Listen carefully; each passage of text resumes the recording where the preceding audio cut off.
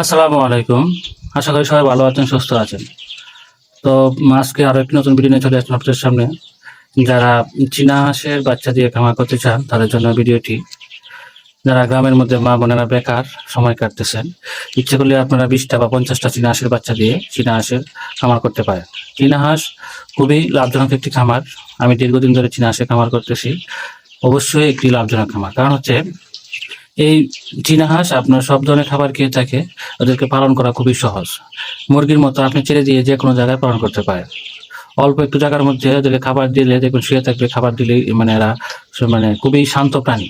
আপনি ইচ্ছে করলে চীনা হাঁসের খামার করতে পারেন। তো যাদের বাচ্চা লাগবে আমাদের সাথে যোগাযোগ করতে পারেন। আমাদের স্ক্রিনে নাম্বার দেওয়া থাকবে অথবা আমাদের হোয়াটসঅ্যাপে নাম্বার দেওয়া থাকবে। এই নাম্বারে যোগাযোগ করে আপনারা চীনা হাঁসের খামার করতে পারেন। আর হচ্ছে চীনা হাঁসের বাচ্চা কেন খামার করবেন? চীনা হাঁসের বাচ্চা বছরে একটা চীনা হাঁস থেকে 4 বার 5 বার ডিম দিয়ে বাচ্চা ফুটিয়ে থাকে। আর একটা চীনা হাঁস থেকে যখন 20টা বা 25টা ডিম দেয়, আর 20টা বা 22টা যখন বাচ্চা ফুটায়, একটা বাচ্চা 120 টাকা করে। আর একটা 120 টাকার বাচ্চা আপনি যদি 20টা বাচ্চা 120 টাকা করে বিক্রি করেন, তাহলে মোটামুটি 2000 আর হচ্ছে 200 400 2400 টাকা বিক্রি করতে পারবে। এইভাবে যারা খামার করে লাভবান হতে চান গ্রামের বাড়িতে, তারা ইচ্ছা করলেই আপনারা চীনা হাঁসের বাচ্চা দিয়ে খামার করতে পারেন। আর চীনা হাঁসের বাচ্চার অনেক সুবিধা, এদের রোগ জীবাণু খুব কম। সবচেয়ে কমন রোগ হচ্ছে ডাক প্লেগ এবং ডাক কলেরা।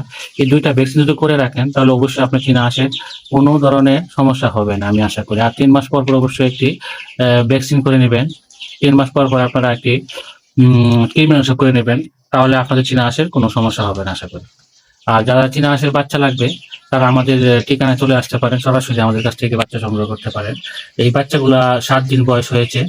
তো আমরা এগুলা সবসময় ব্রুডিং দেওয়া সম্পন্ন হয়েছে।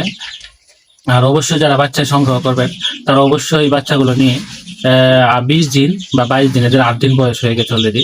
তো 20 দিন মানে আপনার স্ট্যাটার ফিডটা খাওয়াবেন, আমি বলবো অন্য কোনো খাবার দিবেন না, কুট জাও বা এগুলো কোনো দিবেন না। স্ট্যাটার ফিডটা আপনারা 20 দিন খাওয়াবেন। 50টা চীনা হাঁস পালন করলে সর্বোচ্চ প্রতিদিন আপনার হাফ কেজি করে যদি আপনারা স্ট্যাটার ফিড দেন সকাল বিকাল, তাহলে 20 দিনে 10 কেজি ইয়া লাগবে, স্ট্যাটার ফিট লাগবে। তারপরে আপনারা পুকুরের মধ্যে, বাড়ির উঠানে বা বিভিন্ন অল্প জায়গার মধ্যে আপনারা ছেড়ে পালন করতে পারবেন। অল্প জায়গার মধ্যে চীনা হাঁস পালন করবেন, অবশ্যই 22 দিন বা 23 দিন বয়স হলে অবশ্যই ডাক ভ্যাকসিন করাবেন।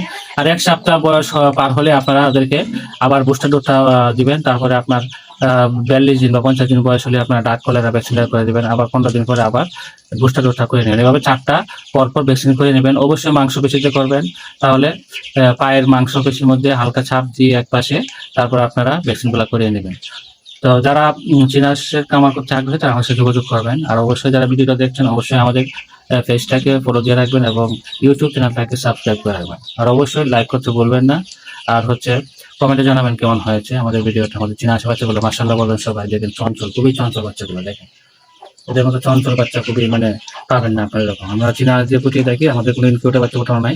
তো ভালো থাকবেন, সুস্থ থাকবেন। আজকের মতো ভিডিও শেষ করছি। আসসালামু আলাইকুম ওয়া রাহমাতুল্লাহ।